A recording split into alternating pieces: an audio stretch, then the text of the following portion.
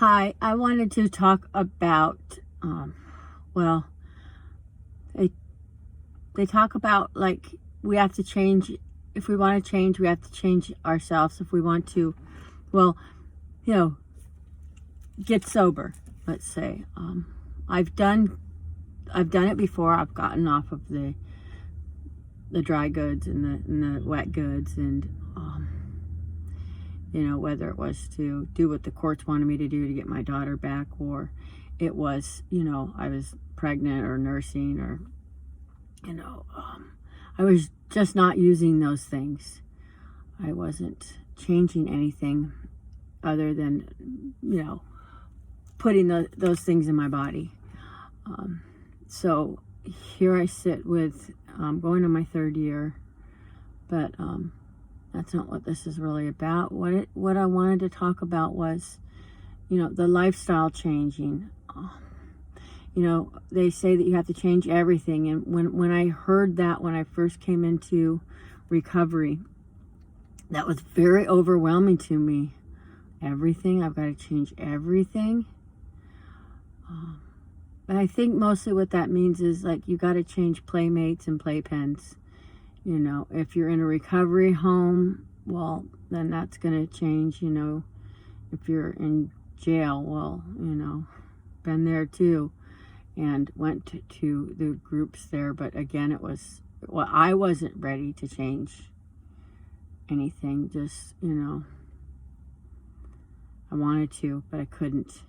Anyway, that's the whole first step. That's a whole nother thing, admitting that we're powerless in our lives to become unmanageable. Anyway, back to the changing everything. So I was thinking about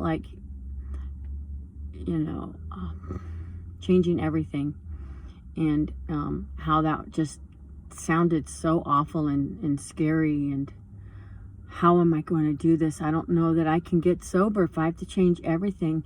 So I almost felt like I was helpless and hopeless, and can I get back to that first step? We're not hopeless and we're not helpless. It's just that I'm powerless, and I couldn't stop, and I wanted to. I really did, but I didn't know how to, and I just, so changing everything was a very hard concept for me, and very scary.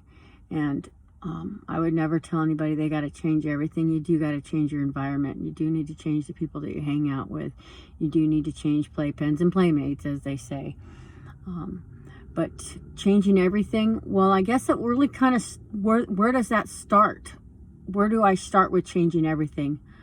For me, it was taking suggestions from people that had something that I wanted, which, wasn't really hard to do, because I really didn't have much going on for me. I was 4 days from losing my house, hose hooked up to my neighbors, probably had some warrants, and no driver's license, and kids that were very frustrated with me, and I was very frustrated with them. A marriage that was not even a marriage to speak of. That was a shit show right there. But anyway, so yeah, and it wasn't hard for anybody to come in and have something more than I had that I might have wanted. But to take the suggestions of people that were walking, a little bit better than I was. So it started with just taking one suggestion and going from there, and, getting up in the morning and going to a meeting first thing in the morning, if that's what was suggested to me. So it just started with doing things like that. They said just hang out in between meetings and don't use. So I just sat in my car and waited for the next meeting, and went and parked down the street so people wouldn't see me looking like a homeless person sleeping in my car. I was too afraid to go home. I was afraid of myself. I was afraid to be by myself. I was afraid to sit still. I was afraid of, what do I do at home by myself? And I still struggle a little bit with that. But, so it just kind of started with changing one little thing, and changing, and then taking another suggestion, start writing. Oh, go get some glasses so you can read. you know. So I did get glasses and started reading and writing and started taking notes as to what people were saying. If it sounded like something that was worthy that I wanted to remember, I wrote it down. And then I read those notes when I wasn't in meetings, because I still call them my test notes, because when you walk out the door of a meeting, or just, you know, your support system's not there, I needed those test notes.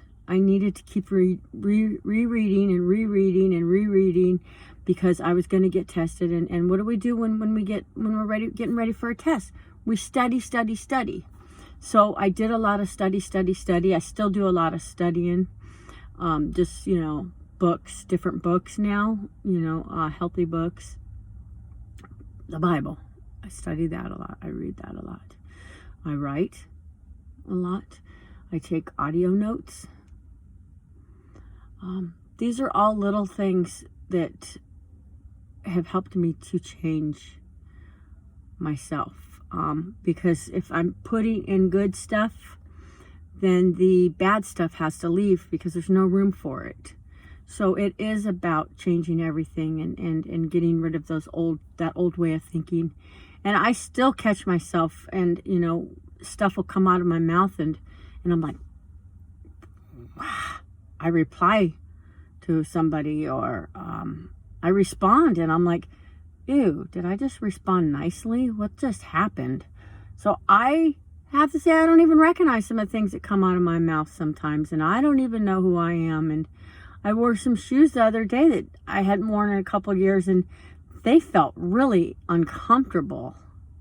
Like, who walked in these shoes? That, you know, walking on the sides of my feet or something.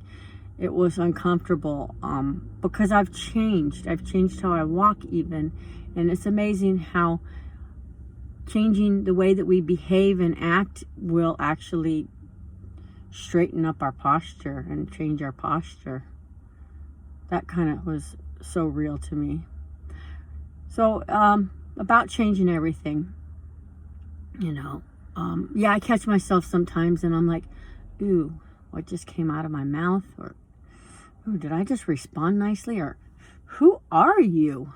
Like, oh, and I don't know, like, words come back. What did I just do? Was I just nice? It's okay. It's okay. You know, this morning I was driving the twins to school, and my son was like, if you wouldn't get behind this van that drives slow every morning, because I get behind the van. I'm like, the van's going to the same place we're going to, and somehow we always seem to end up behind it a lot.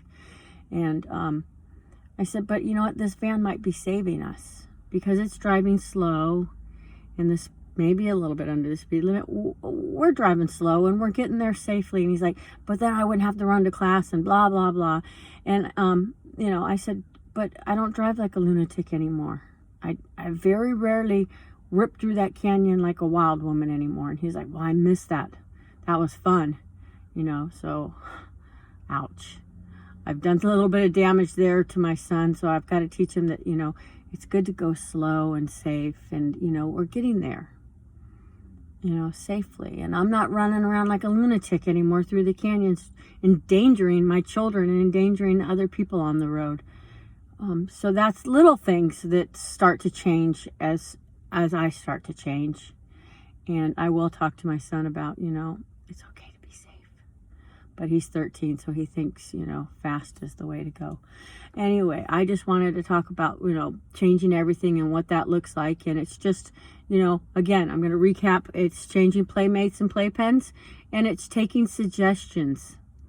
And one suggestion on top of another, and all of a sudden you're like, ooh, I'm actually acting nice today. That's okay. That's the gift of being sober. And that's another thing, you know, I've been dry before, and I wasn't happy. Now I'm sober. I work these steps, these 12 steps in the program, and I read my Bible. My Bible is really where it's all at. All the 12 steps come from the Bible anyway. So, yeah. Anyway, that's a whole nother thing. With that, happy trails.